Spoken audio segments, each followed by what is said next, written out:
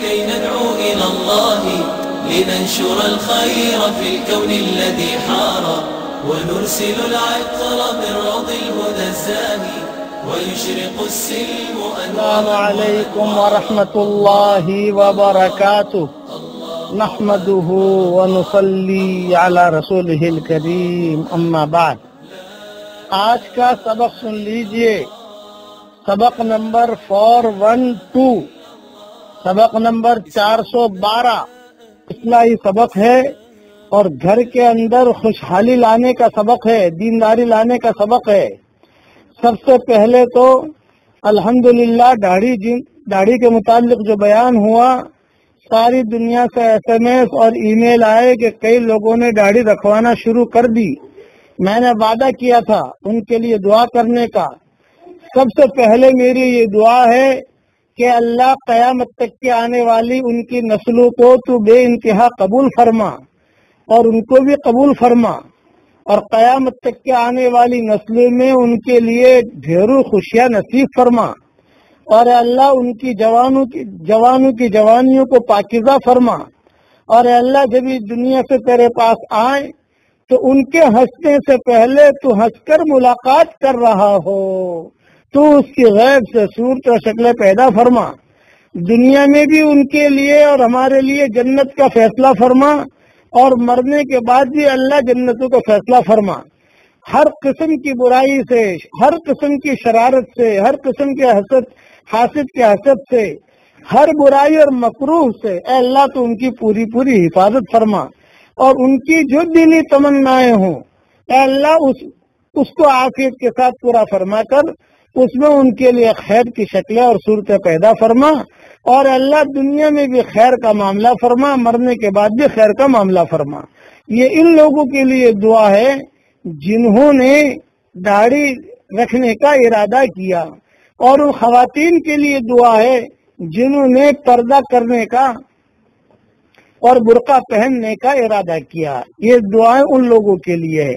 اللہ تعالیٰ بے انتہا قبول فرمائے. اب آج کا سبق جو ہے یہ اصلاحی سبق ہے، اسے دھیان سے سنیے. سب سے پہلی بات میں یہ عرض کر رہا ہوں کہ یہ سبق جو دے رہا ہوں یہ گھر میں خوشحالی لانے کا سبق ہے. یہ علماء کا تجربہ ہے. چیزیں جو پڑھنے کا کہہ رہا ہوں وہ تو صحیح حدیثوں میں آتی ہیں، وہ ساری دنیا جانتی ہے، لیکن ترتیب جو بتا رہا ہوں وہ بہت آسان ہے. 24 گھنٹے میں روزانہ کوئی بھی وقت آپ مقرر کر لیجئے، اپنے گھر کے اندر سب جمع ہو جائیے، بیوی، بچے، بہو، بیٹی، بیٹیاں، جن کے ساتھ کوئی پردے والا معاملہ نہیں ہے، سب جمع ہو جائیں، اور جمع ہو کر کم سے کم 10 منٹ اجتماعی طور پر یہ عمل کرنا ہے. یہ جملہ یاد رکھنا، انفرادی طور پر نہیں، اجتماعی طور پر بیٹھ کر یہ وظیفہ کرنا ہے. اس کی ترتیب یہ ہے کہ جمعہ کے دن شب جمعہ سے شروع کر دیجئے. شب جمعہ کو درود شریف 10 منٹ پڑھ لینا ہے، بس کم سے کم 10 منٹ، زیادہ 15 منٹ کر لو، 20 منٹ کر لو، جو بھی کر لو. پھر جو ہے سنیچر کے دن استغفار 10 منٹ، جتنا بھی ہو جائے سب مل کر پڑھنا ہے.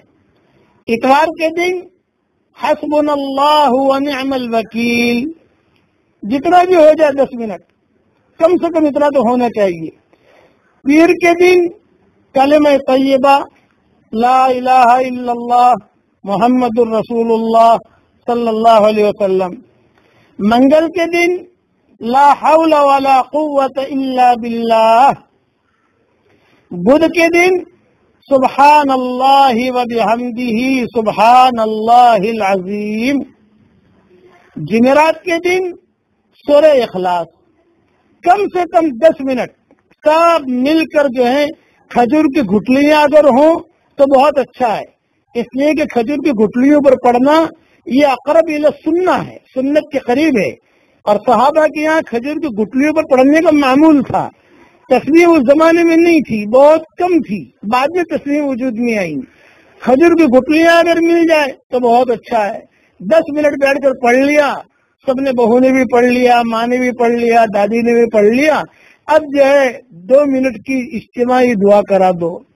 رمضان کے 27 شب کی دعا نہیں کرانی بھائی، گھنٹے کی دعا یہ نہیں ہونی، 2 منٹ کی. جو بھی اللہ ہمارے گناہوں کو معاف کر دے، اے اللہ ہمارے آپس میں محبت دے دے، اے اللہ کاروبار میں برکت دے دے.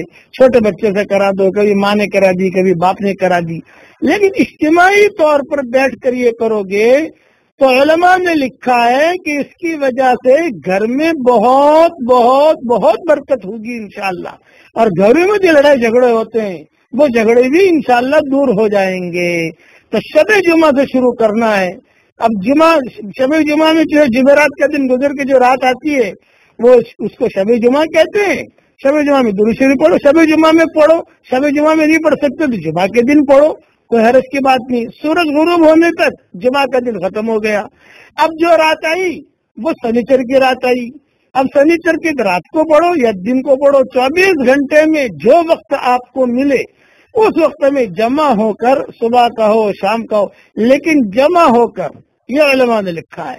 اور بہت مجرب علماء نے اس کا بہت فائدے لکھے ہیں کہ جمع ہونے سے آپس میں دل کے اندر محبتیں پیدا ہوں گی، اور دل میں جو کدورتیں ہوں گی آپس کی وہ کدورتیں بھی دور ہو جائیں گی.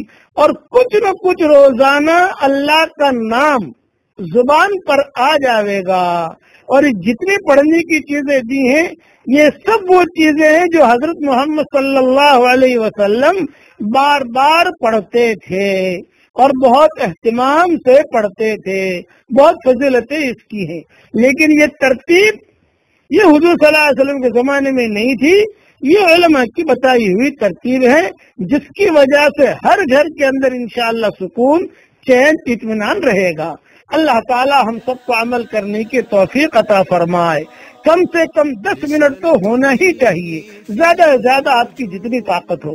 اللہ تعالیٰ اب میں دعا دیتا ہوں کہ اللہ تعالیٰ ہر گھر کے اندر جنت کا نمونہ بنا دے عافیت کے ساتھ. ہر گھر کو جنت کے باغوں میں سے ایک باغ بنا دے، اور سارے انتشار کو اللہ تعالیٰ دور فرما دے، اور اللہ ہمیں عمل کرنے کی توفیق عطا فرمائے. آمین آمین. والسلام علیکم ورحمۃ اللہ وبرکاتہ. وآخر دعوانا ان الحمد للہ رب العالمین. الله أكبر لا إله